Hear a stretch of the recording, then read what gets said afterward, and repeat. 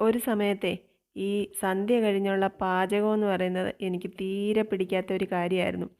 പ്രത്യേകിച്ച് ഈ മീൻ വെട്ടലും മീൻ കറി വയ്ക്കലും അതൊക്കെ ഒരു കാലം. അന്നത്തെ ജീവിതമല്ല ഇന്നുള്ളത്. എല്ലാം കീഴ്മേൽ മറിഞ്ഞു.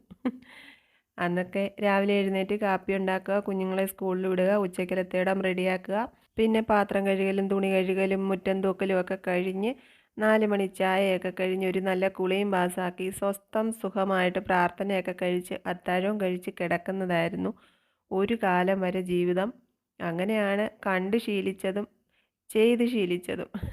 പക്ഷേ ഒക്കെ മാറ്റപ്പെട്ടു. ജീവിതം കടന്നു പോകുന്ന വഴികൾക്ക് ചില വ്യത്യാസങ്ങൾ വന്നാൽ അങ്ങനെയല്ലേ അല്ലേ. ഇന്നിവിടെ അത്താഴത്തിനൊരു മീൻകറിയൊക്കെ വെച്ചു. പിന്നെ മോനുകുട്ടൻ്റെ മെഴുക്ക് പുരട്ടി വെപ്പാണ്. മഞ്ഞപ്പൊടിയൊക്കെ വാരി അവിടെ ഇട്ടിട്ടുണ്ട്. ഇനി അതെല്ലാം വൃത്തിയാക്കണം.